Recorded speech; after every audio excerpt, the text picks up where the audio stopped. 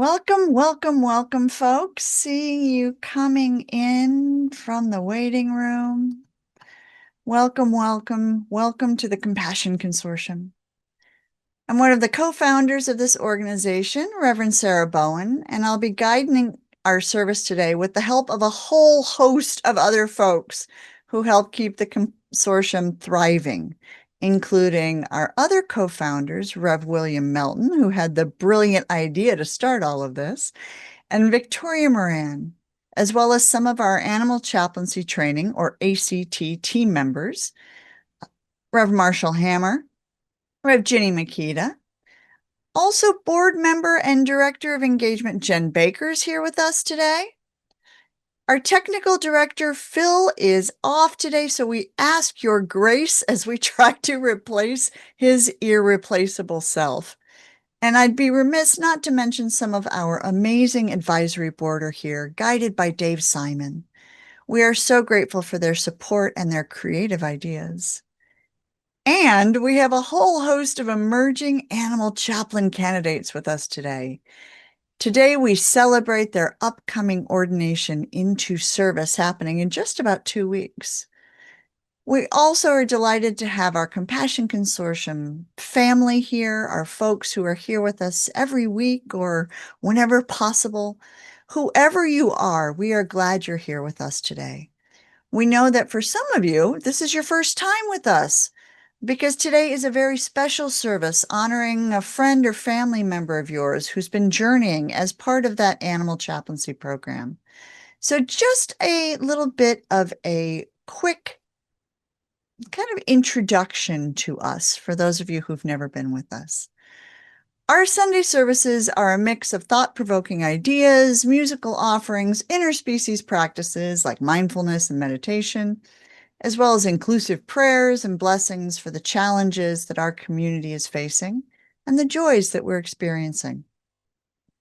We urge you to arrive here with a curious mind and to participate in whatever feels comfortable for you and whatever feels interesting for you. What we do around here, I like to think, is pretty innovative, and it may seem odd to a few of you too. But we've found that these services not only help us better understand animals, but also attend to our own well-being. We are a jumble of animal advocates, animal care professionals, activists, vegan educators, conservationists, veterinary staff, clergy, animal chaplains, I probably missed a couple categories in there.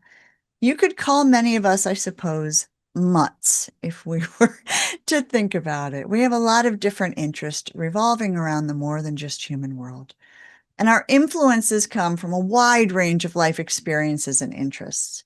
The Compassion Consortium was envisioned by William Melton and formed in order to provide a space for conversations about human-animal bonds and human-animal conflicts and the intersections of those relationships with spiritual, religious, and philosophical beliefs and systems. So, we're interfaith, which means we welcome and feature people of all different spiritual and religious traditions or systems of meaning making. We are interspiritual, which means that we believe underneath all of the particularities and the specificities of the world's wisdom traditions, we can find a deeper unity of experience and desire for peace and for service to the earth community. And finally, we are interspecies, which means we desire to have a truly inclusive spiritual community that rejects human superiority and considers the needs of a lot of different species that we share the planet with. And you'll see some of them today featured in our service. I now invite Reverend Ginny Makita to help us enter the more than just human world, as we refer to it.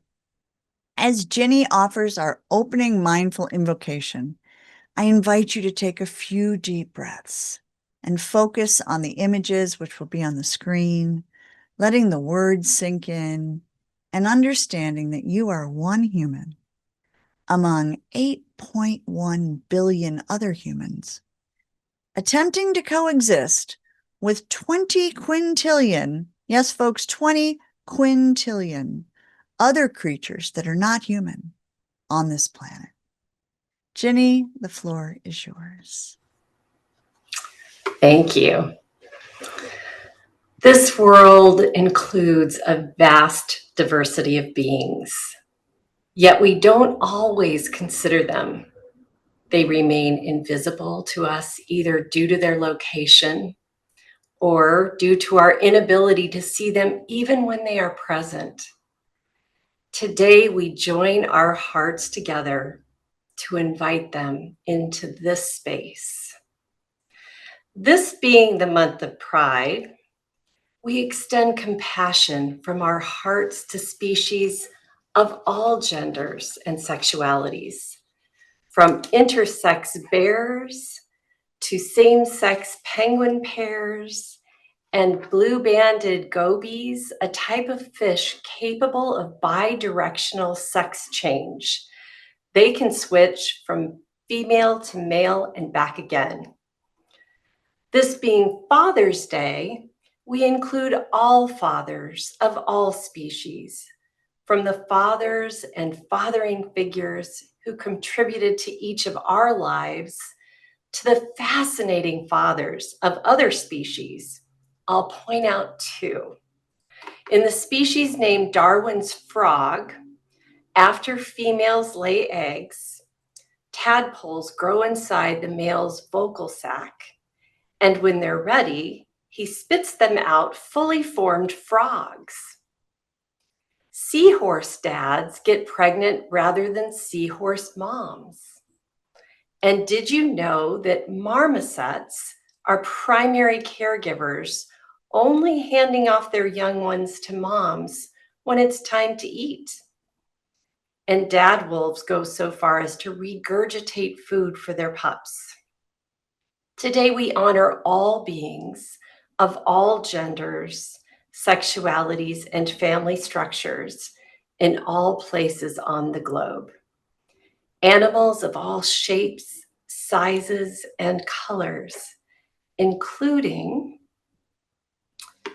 the violet-backed starling, orchid dottyback, purple firefish, the blue jay, little blue heron, eastern indigo snake, the blue whale, and even the blue poison dart frog. And our green beings, European green lizard, green-headed tanager, great green bush cricket, and yellow beings, golden retriever, banana slug, Asian golden weaver, Panamanian golden frog, apple snail, yellow tang, and the yellow jacket and wasp. And orange beings, the Sumatran orangutan, lion's mane jellyfish out of Alaska, and the monarch butterfly. And finally, red beings, the scarlet ibis, tomato frog, and red kangaroo. Take a deep breath and consider who might not have been named from the 20 quintillion other than human beings with whom we share this planet. Please now take a moment to call in silently or aloud additional species or individual animals, animal spirits, or species for whom you would like us to include in this sacred space.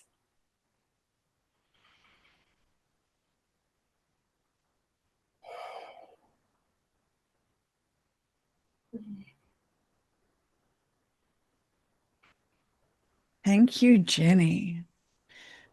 That's a lot of beings. And I know you saw that orange jellyfish recently when you were in Alaska. So liking you to present that and wondering who all the rest of you brought in, right? Who were you thinking about today?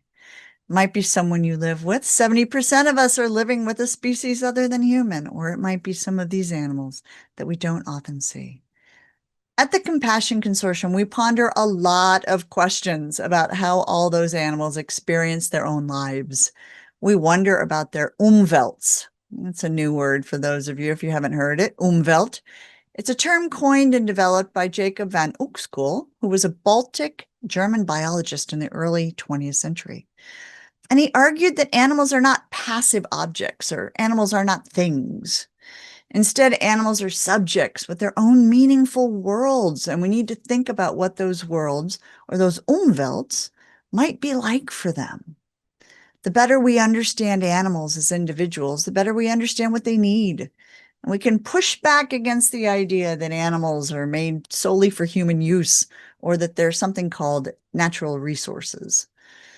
So we've developed a set of guiding tenets for our community, and we believe these help us make animals visible and help us commit to keeping them safe so they can live thriving lives.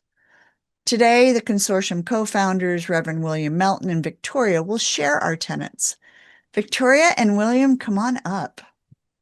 Hey, everybody. It's wonderful to have such a great turnout and so many people who don't know us yet. I hope you will come to know us and we can have a love fest. So, the tenets of agreement are something that Reverend William initially crafted, and Reverend Sarah and I did lots of red penning to come up with these 10 suggestions. They're not rules, they're not requirements, but they're beautiful statements that almost all of us here at the Compassion Consortium can really get behind, and other people can perhaps consider them and ponder them.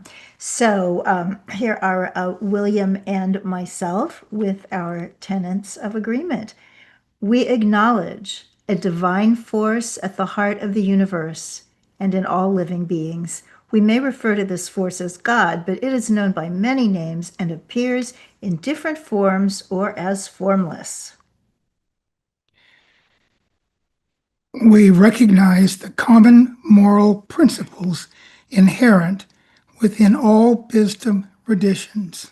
We affirm that compassion, reverence for life, and nonviolence are fundamental to religious faith and moral philosophy and are to be extended to all sentient beings. We stand by the principles of inclusion, diversity, and equality, and hold these as essential in our human relations. We hold that non-human animals are imbued with the same essence of life and love as our human animals, and that there is moral parity between us. We avow that humans do not own the earth, its resources, or its inheritance, yet instead we must be involved in their protection and care. We endeavor to eat and live in a kind and sustainable manner, moving away from animal foods and animal-derived clothing, as well as any activities that cause harm to our fellow beings, human or otherwise. We aim to provide spiritual comfort, fellowship, and food for our thought to those practicing or exploring a vegan lifestyle. We offer guidance and peer support for all those seeking a more compassionate and spiritual life.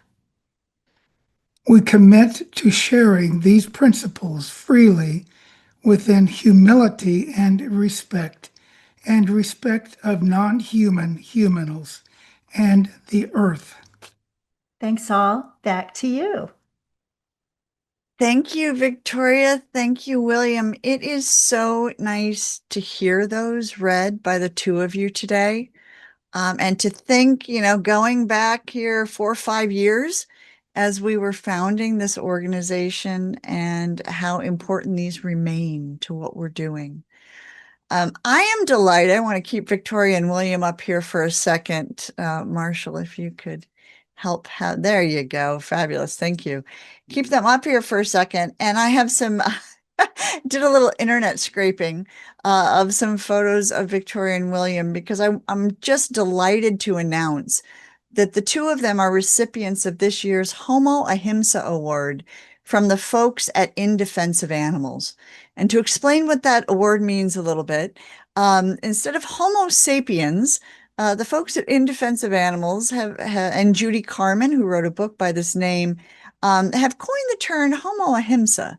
Ahimsa meaning non-violence, non-harm, and suggesting that we're people, we're a species of people who should live in peace with other species. So it's an annual award that honors a person, or in this case, a couple, who live in a non-violent, respectful, and ahimsa partnership with all life. So in July, there's going to be an official big awards ceremony. But I just wanted to take a moment today to honor the two of you as we're honoring all of our graduates, because without the two of you, this program wouldn't exist. Without William's big idea of, hey, we need a space. We need a spiritual space for people who want to talk about these questions and these concerns. We want to talk about these places where we know we won't be hearing stories of violence about animals that sometimes show up in religious and spiritual spaces. That, we want to have a community where we can get into the messiness of living with other species, and that we can have a way of supporting people who want to live compassionate lifestyles that are interspecies. So hats off, if I was wearing a hat right now, but a virtual hat, hats off to Victoria and to William. We are so excited. And if you don't get our newsletter already, please get our newsletter so you get the link to their official award ceremony. The two of these folks have a really interesting joint endeavor that they're working on right now that I want to make I would be remiss not to mention. Beyond forming the Compassion Consortium and Victoria's amazing podcast, all of her books, I think there's like 14 now, from Main Street Vegan to the newest one, Age Like a Yogi, all of William's work doing Reiki with animal shelters. The two of them are really a force to be reckoned with. And William also wrote a screenplay for a beautiful, beautiful movie called Miss Liberty, about a dairy cow who finds freedom with the help of a cast of very fascinating and odd and wonderful humans. So I urge you all to take a look at this developing project. I'm going to put the link in the chat for you. If you like movies, and I like movies, if you like movies about animals, be part of this. Be part of helping us bring this project to life. You can go to this link. You can find out more about supporting the project, donating to support the project. And we are excited for this to really get off the ground. It's got a lot of momentum right now. And if it's interesting to you, please be part of that momentum. So Victoria and William, I love you. Thank you for including me in this organization. Working with you is an absolute dream and delight. And here's to another few years, at least, in partnership and having these Sunday services and all that we do. How about forever? But let's go with forever. I'm going to take that one. That's good. Thank you, Reverend Sarah. All right, my dears. So at this point, let's pause. We usually have a song of compassion around here. Sometimes it's a song done by animals. Sometimes it's a song about animals. Sometimes we listen to animals sing. Jen, can you tell us a little bit about what we got going on today? Yeah, we're just going to pause for a moment for this month's Song of Compassion, which contemplates this idea. So here's Kevin Bacon, Kira Sedgwick, and a bunch of goats singing some Billie Eilish with a new twist. Okay, goats.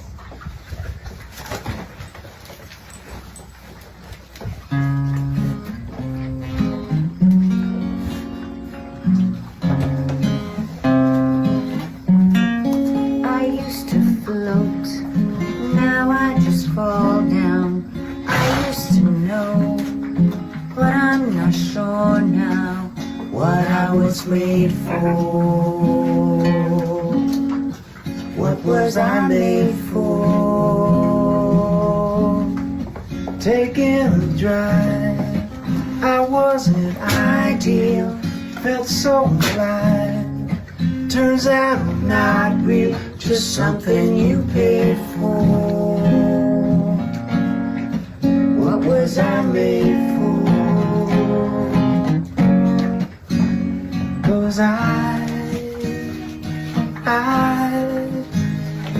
don't know what to feel, but I wanna try.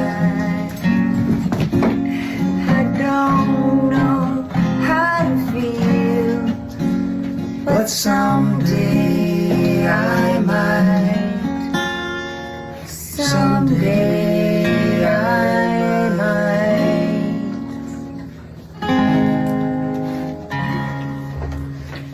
Thank you, Jen. If you folks have not watched Kevin Bacon sing with the goats before, there are about, I think, 50 or 75 of these songs now.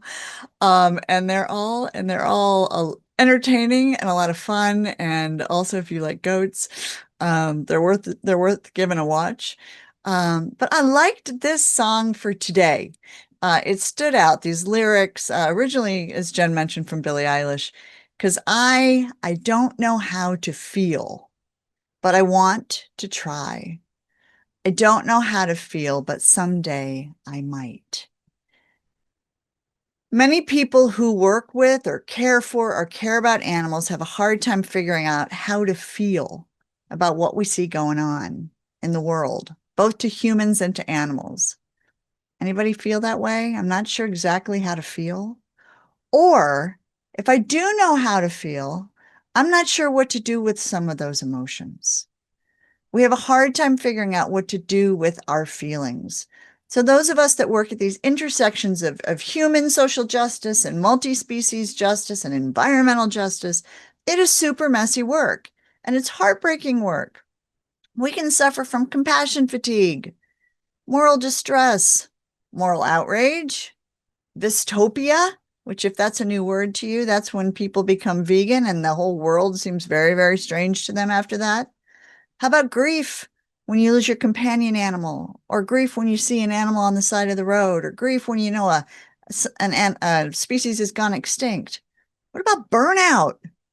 Like, I've been working at the animal shelter and I am so burnt out, I don't know if I can go back in tomorrow.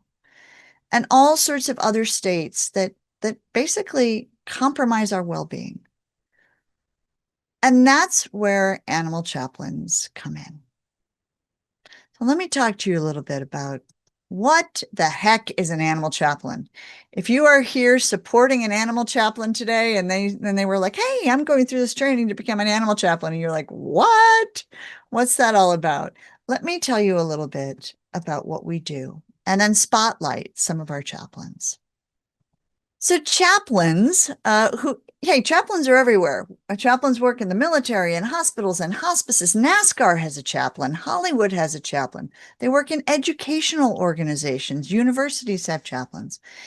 Animal chaplains listen deeply to others with non-judgment, providing a safe place for people to share all that's going on with them, the things they don't want to tell others, the things they're wrestling with, whether that's the loss of a cat or a dog in their home, the extinction of a species, the state of industrialized agriculture, what a mess, or an interspecies conflict with wildlife in their community. So within the Animal Chaplaincy program, we explore lots of questions. The questions humans have about what to do when animals are scared, or they're acting a little off, or they're injured, they're sick, they get lost, animals die.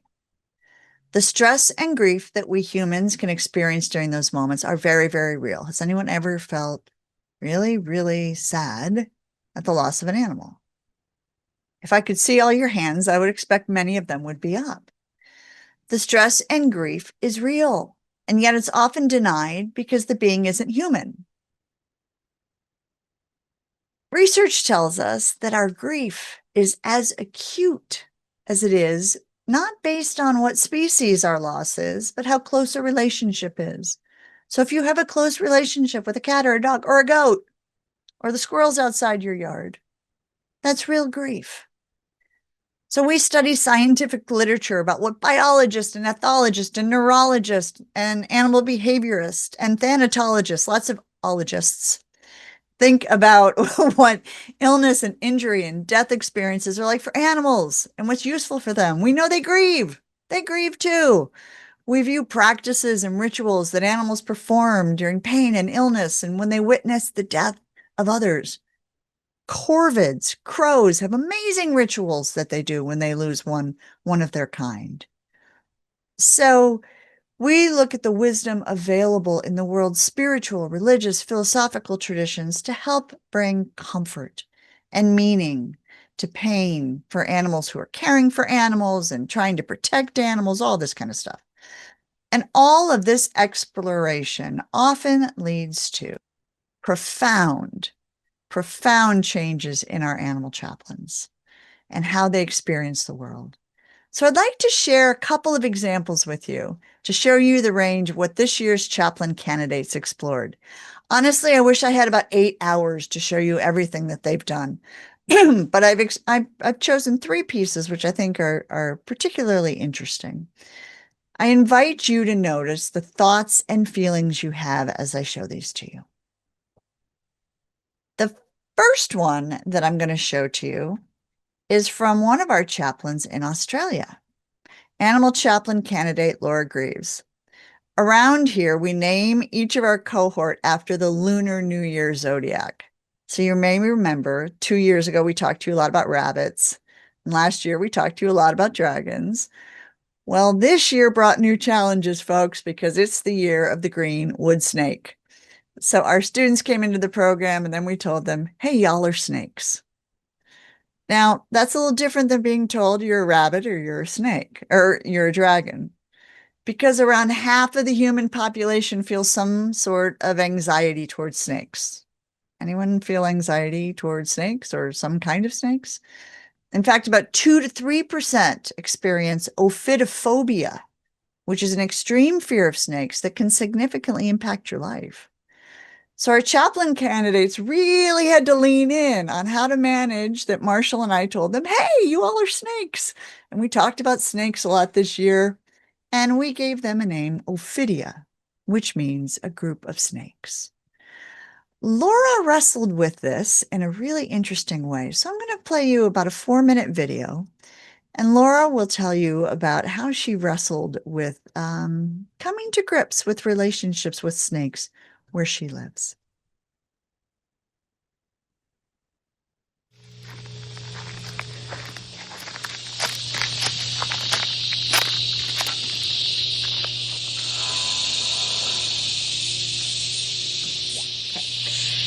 So I live in the Blue Mountains, which is a World Heritage listed national park just west of Sydney, Australia. You may have heard that Australia has a lot of venomous snakes. That is very true. Of the 25 most venomous snakes in the world, you'll find 21 of them here in Australia, including all of the top 11 most venomous snakes. Where I live in the Blue Mountains, as you can see, it's absolutely gorgeous, but it is a whole lot of bushland out there. My property is about 5 acres of bush. It goes right down to the bottom of this valley, and there's a lot of snakes in it. I get snakes all the time in my backyard. We get big pythons, we get red-bellied black snakes, we get eastern brown snakes, which are extremely deadly. I don't love snakes. I am very scared of them, which I think is an entirely rational way to feel given where we live and what we're surrounded by. But I do really respect snakes, and I respect their right to be here and to share this habitat that I also call home. So my practice is called the Serpent Accord. What I'm essentially hoping to do is send a message to all the snakes that I share my habitat with that I am very grateful for their presence, I'm very respectful of their presence, but also to ask them to please not bite me or my family or my dogs, to please keep a respectful distance, if you like. And so to help me do that, I have brought this little picture of Manasa. Manasa is the Hindu goddess of snakes. She is thought to have authority over all snakes in the world, and she is worshipped for her ability to protect against snake bite. So I've written a blessing involving Manasa, and I'm going to create the shape of a serpent out of some of the beautiful natural materials that are so plentiful here on my property. And then I'm going to have a word with the snakes. Lots of beautiful leaves, sticks and bark. Loads of bark over here. snakes will come off this beautiful tree.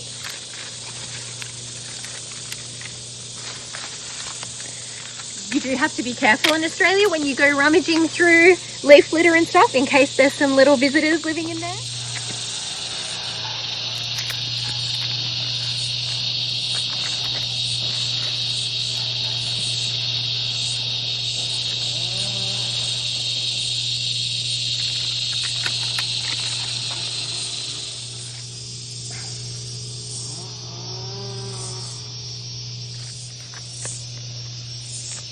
To the snakes who share this ancient land, I honour your place in the tapestry of life. You are the silent watchers, guardians of wisdom and mystery.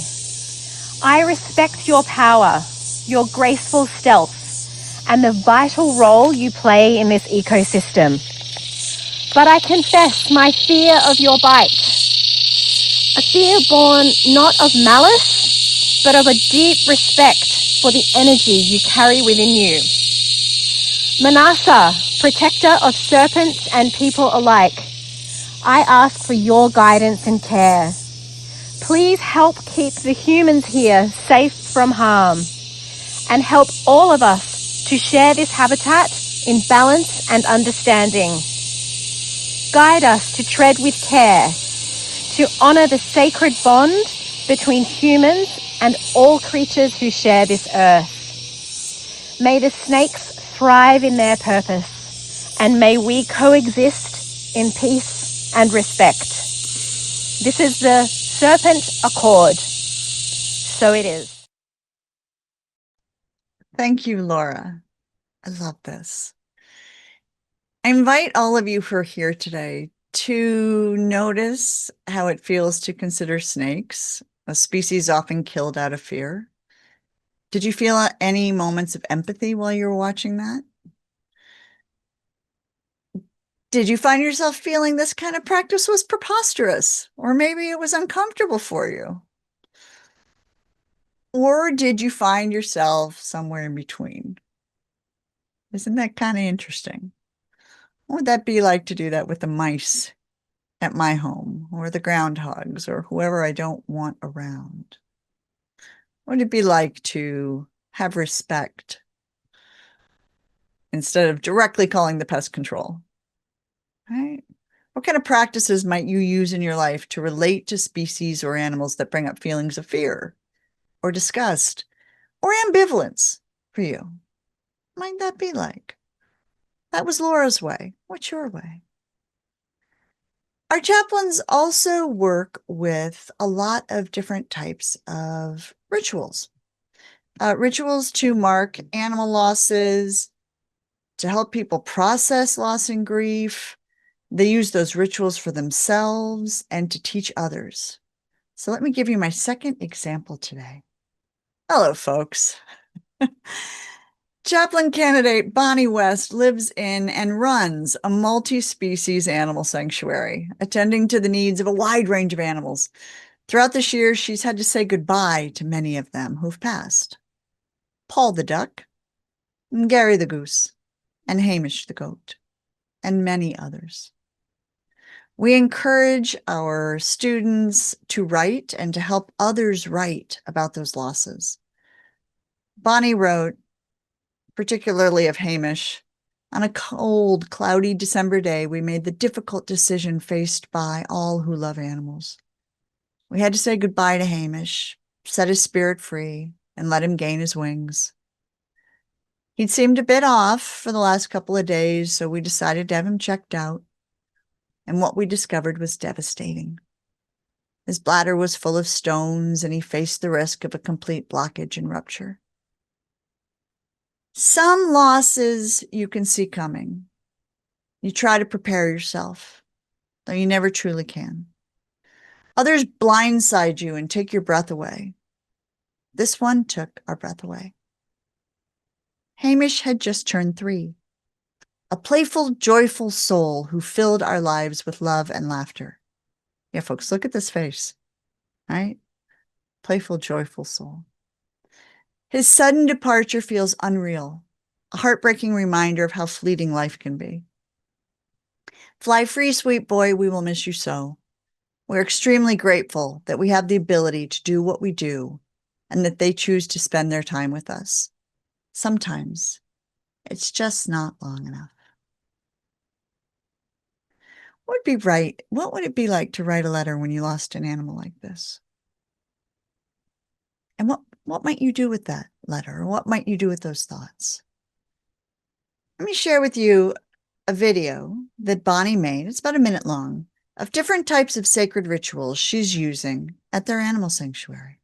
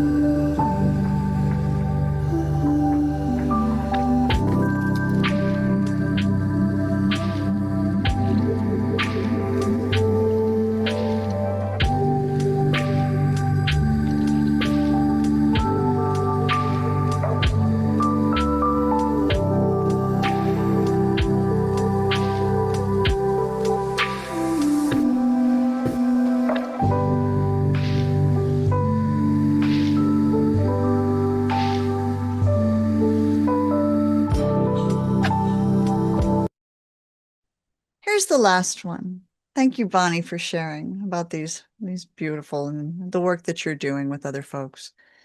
I'm going to ask you all to notice how it feels to consider the idea of using rituals within animal sanctuaries, shelters, wildlife rehabilitation centers.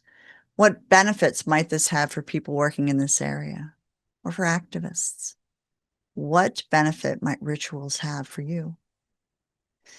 Of course, animal chaplains can also help people create these sacred memorials. We like to call them sacred send-offs.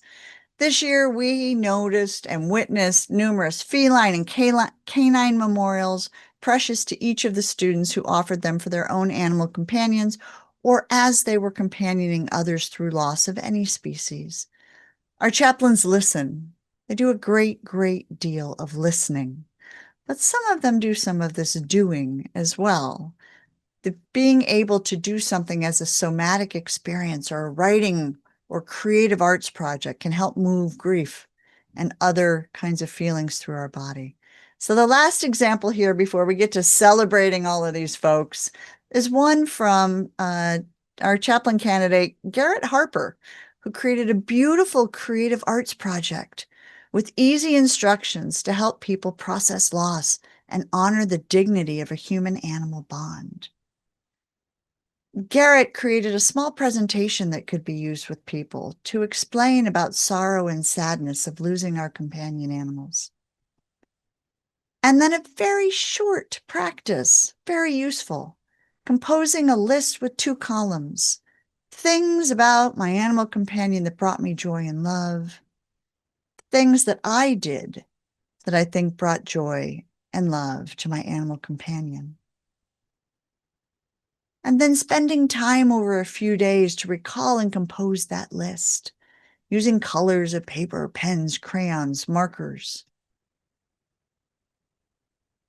Putting that list in a roll, perhaps saying a blessing from your own tradition over it, and placing it in a beautiful bottle that could be displayed in a home. I think Garrett's process here is particularly useful for those of us who lose animals or who work with animals where we don't have ashes to scatter or bodies to bury, but we still want to honor them. Or when wildfires happen,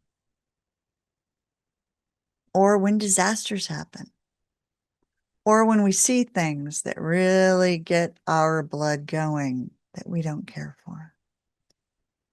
Garrett's practice helps us honor lives that we've shared or we've witnessed.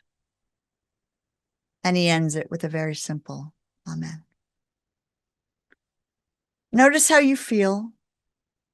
Notice if this might be a practice you'd like to try in your home after a loss of companion animal that might be coming up, or that might be 20 years ago and you haven't processed. Animal chaplains help with those things too. It's important for me to note that in addition to becoming animal chaplains, the folks we've highlighted today and the rest of our cohort have an impressive amount of academic degrees and expertises beyond what they've gained from us. This cohort is pastors, PhDs, MSWs, veterinarians, hospital chaplains, animal behaviorists, Reiki practitioners, well-being professionals, all across the board. It's an incredibly wise, compassionate, and diverse group. And I wish we had another 5, 6, 7, 8 hours for me to showcase the work of every one of them.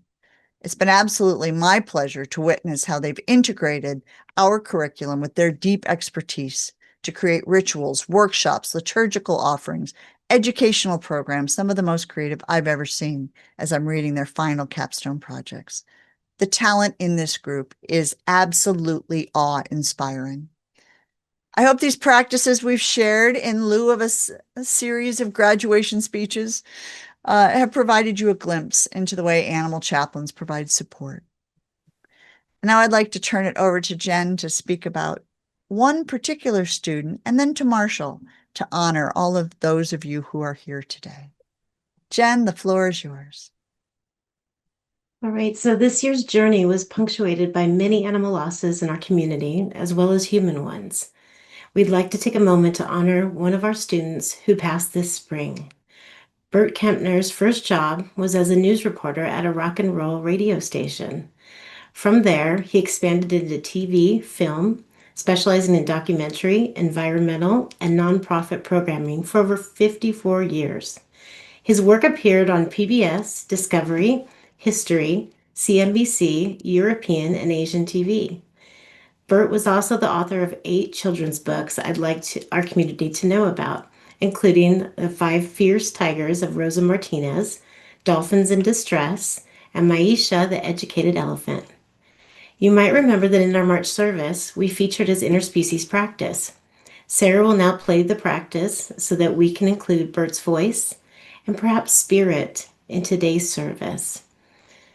So, take a few deep breaths and feel Burt take us into practice. Retreat to the quietest room in your home or a favorite place outdoors, the sacred place you go to reflect or relax. You are at peace and feeling free. Let your breathing guide you. You find yourself being gently lifted and slowly starting to sink. It's a comforting feeling. Your feet come down on something solid and you open your eyes. You are in the entryway to a vast wooden ship. A wide gangplank leads up to you. This is not a metaphor or a dream. You are really there. You are wearing a robe of coarse material, cinched at the waist by a braided cord. You hear the creaking of the ship's floorboards, smell the tang of the sea air, and feel the no longer gentle rocking of the craft. To your delight, a long line of animals is making its way up the gangplank, hundreds of them, tens of hundreds. As they reach the entryway, they make eye contact with you. They want something only you can give, a blessing. This lion, what does he need? That falcon, what is her soul crying for? Where you see fear, you ask for serenity. Where you see confusion, you ask for clarity. Where you sense resistance, you ask for acceptance. The animals keep coming. Each expresses gratitude to you in their own way. An elephant hands you a lovely blood-red flower with her trunk. When the line of borders finally comes to an end, you walk into the interior of the ship. The animals have formed an immense circle, and they make way for you to stand in the center. You close your eyes, and a small gold light appears in your heart chakra. It is the purest love you have ever experienced. The light expands and starts to embrace the animal passengers, the zebras, the dolphins, the apes, the crickets, the swans. The light is almost blinding now. An overwhelming sense of gratitude you feel makes all other sights and sounds fall away. There is a great flash, and you find yourself back in your room or outdoor nook. Only a few minutes have elapsed since you set off on your travels. Did any of it happen? You notice you are still holding the blood red flower the elephant gave you. A message that hope can exist in even the darkest of places, and that love inevitably wins. You are at peace. On June 28th, we will be ordaining Burt in memoriam with the cohort. We have also started a fund in his name to help a student in the next cohort who is financially challenged attend the ACT program. If you'd like to contribute to the fund, you can use your phone camera to access the donation link, and we'll also put it in the chat.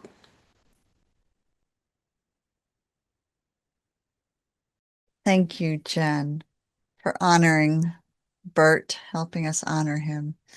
One of the folks in this cohort said that knowing Burt made her think more about how do we be like Burt.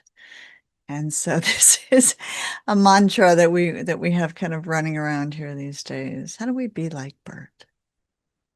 We'll now introduce you to the rest of the cohort who will be ordained along with Burt in memoriam. Animal chaplains, many of them at an immersive retreat together in 2 weeks, which may make some of you wonder what the heck is ordination. In general, ordination is a process in which individuals are consecrated, invested, or formally appointed to a specific role in an organization. Here at the Compassion Consortium, ordination has 2 parts. The first is a sacred process in which each individual makes a commitment to themselves and to the more than just human world, to serve in a way that is specific to their unique beingness and doingness. The second part is our organization's commitment to provide them ongoing support as they become cherished members of our community. It means we believe in them, and I'd be so bold as to say it also means that we love them in a way that frankly transcends language, even though I try to put words to it. Ordination of these animal chaplains means they are part of us and we are part of them. And when I say we, please realize that I am speaking for a lot of people here, including our Director of Engagement, Jen Baker, our Creative Director, Patricia Denise, our Retreat Coordinator, Jody Jacobs, our Grief Group Facilitator, Jess Hoffman, and our Advanced Certificate Program Co-Director, Reverend Ginny Makita, and our Professional Partnership Maker, Jill Angelo, our fabulous alumni who play various roles in our growing program. And most especially when I say we, I include our ACT Program Coordinator, Rev. Marshall Hammer, who offers invaluable curriculum coordination, ongoing support for cohort members alongside me, solves every tech problem under the sun. And so I joyfully cede the floor for a few of her observations and the introduction of the class of 2025. Thank you, Sarah. The Ophidia cohort has arrived at this sacred threshold, and I couldn't be more honored to witness this moment. What moves me most about this group is how they've embraced the mystery and complexity of animal chaplaincy work. They've shown remarkable courage in sitting with the questions that don't have easy answers, the very questions that make this calling so profound. Over these months, I've watched them support one another through challenges and celebrate each other's insights. They've demonstrated that true growth happens not by avoiding difficulty, but by meeting it with open hearts and minds. Today, as we celebrate their graduation with family and friends gathered here, I'm filled with excitement for what lies ahead. The Ophidia cohort is stepping into their chaplaincies with wisdom, compassion, and a deep commitment to serving both animals and the humans who love them. The world needs what they have to offer, and I have no doubt they'll make a beautiful impact wherever this sacred work takes them. And now I will be calling them out by name. And as I say each of your names, please feel free to turn on your Zoom video. And we'll start by celebrating animal chaplains A.J. Stutzer, Ann C. Atkins, Reverend Barbara Thorngren, and Bonnie West. Celebrating animal chaplains Bree Sullivan, Carol Stubblefield, Catherine Lippincott, and Cheryl Landis. Animal chaplains Christy Kay, Colleen Fermansky, Danielle A. Bolletary, and Darlene M. Shaver. And we're celebrating animal chaplains Reverend Dr. Diana K. Davies, Reverend Dina Ann Miani Lauman, Elaine Harris Santiago, and Erica Jorgensen. Celebrating animal chaplains Garrett Harper, Gina Valley, Grace Eleanor Brown, and Heather Elise Franz. And we're also celebrating animal chaplains Reverend Heather Jepson, Heather Allison O'Lear, Heather Lynn Vokey, and Reverend Jennifer Sue Osheim Owen. Celebrating animal chaplains Jennifer B. Tucker, James M. Lockowitz, James Wesley Bullock, and Karen Snow. And we're celebrating animal chaplains Kimberly Devich, Kimberly Michelle James, Kristen Prin Holland Miller, and Kristen L. Cherry. We celebrate animal chaplains Laura Greaves, Reverend Lauren Elise Voiles, Linda Jansen McWilliams, and Linda Rawls. Celebrating animal chaplains Lisa Levinson, Margaret Hall, Marilyn A. Weir, and Michelle Colson. We celebrate today animal chaplains Nancy A. Cohen, Noreen Skelton, Patricia Garver, and Minister Dr. Patrick Carl Barnes. Please help us celebrate animal chaplains Phyllis E. Perry, Reverend Dr. Priscilla A. Lawrence, and Saraswati Barbara Haney. And help us celebrate animal chaplains Susan Swing, Tricia L. Shank, and Wendy Britalik. And we also celebrate our chaplaincy journeyers, Beth Mandelbaum, Reverend Dr. Gail Lavender, Melina Frame, and Tina Cruz. And I now invite all of you to please turn on your video if you'd like and put Zoom in gallery view to help celebrate all of our chaplain candidates. Woohoo!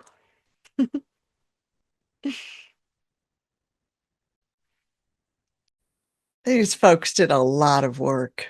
Woo-hoo, yay, and all of the other words that we might say at this moment. A lot of work. Yeah. It's so nice to see all of your faces. I'd like to thank all of you who gathered here today to support this cohort. And thanks for your ongoing support of them. They probably talked about animals all year long for the last 9 months, right? You've heard lots of stories, friends and family. Thank you for supporting them. I'd like to thank the entire team here at Compassion Consortium for supporting this program, the Animal Chaplaincy Training Program, and for my incredible ACT team who makes all of this possible and a heck of a lot of fun. You are all absolutely amazing. If any of you who are attending this service today are thinking, wow, that sounds kind of interesting, maybe I want to do this too. We invite you to become a fire horse. That's who's coming up next. That's the next cohort after this one. If you would like to do that, we'll put a link in the chat, and you could ask any of these people. Ask your friends and family here. What it was like. If you feel kind of called to this work as well. The discount is also up there on the screen. If you're friends and family of a wood snake, let us know. Let us know, and you have a little bit of a discount on going through this program too. We close this program today, before we get to the fellowship and actually getting to talk with these graduates, with a blessing, the way we close all of our Sunday services. And so I now cede the floor to Reverend Ginny Makita. Come on up. Thank you. What a treat to see all those faces and to think about how far this program has come. So exciting. On June 5th of this year, Walter Brueggemann died. For those of you who are unfamiliar with him, Walter was an Old Testament scholar in the Christian tradition who authored a book in 1978 entitled Prophetic Imagination. In it, he studied the prophets of the Hebrew Bible, and in particular, how and what they imagined in their worlds. In an interview with Krista Tippett that was replayed this week on her podcast on being, it was replayed from an interview that she had interviewed him in recent months and replayed in his memory. He noted that prophets were completely uncredentialed and without pedigree. They just rose up out of the landscape and imagined their contemporary world differently. You too are prophets who were led to this program. And while you are now credentialed, your prophetic imagination has been there all along. Blessed are you, newest cohort of animal chaplains and journeyers, as you continue to imagine our world differently for the more than human beings with whom we share this world. May it be so. And now, please join me in saying these words in unison, offering them to all beings present here, all spoken of and all on our minds as we leave this space. May all creatures everywhere be happy and free. May the thoughts, words, and actions of our lives contribute to this happiness and this freedom for all. May it be so. Amen. Amen. So mote it be. Om Shanti, Shanti, Shanti. Thank you for joining us for the Sunday service. Please stick around for the fellowship time if you would like to honor our newest cohort of chaplains.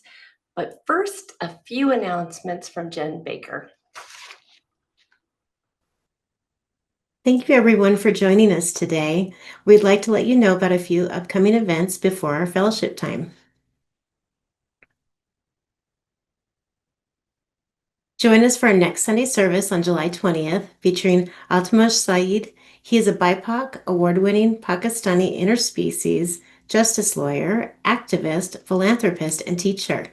We'll also be back to our normal service format with interspecies practices, blessings and prayers, a new song of compassion, and fellowship breakouts after the service. And if you're new and you'd like to learn more about us at the Compassion Consortium, we'd love to welcome you into our community. Just go to the link in the chat for our I'm Interested form.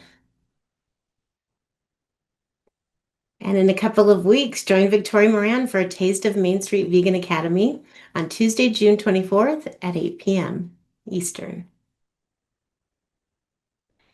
And in our monthly newsletters, we highlight different compassionate actions people in the Compassion Consortium community are taking. If you have a compassion in action you'd like to share, please submit it to compassionconsortium@gmail.com.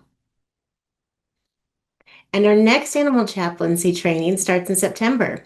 Animal chaplains provide support for both humans and animals by using deep listening skills, sacred ceremonies, interspecies spiritual practice, and compassionate companionship, just like you've just learned. So learn more about it here.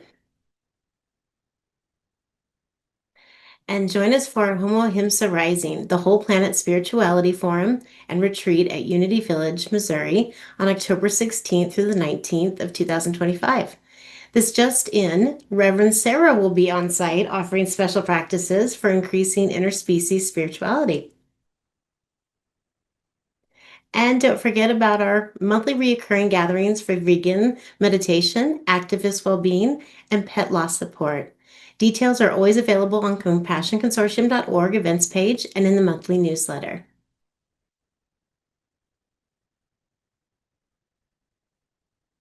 And we will not be having a Compassionate Circle practice in July as we take summer break. Thank you, everyone.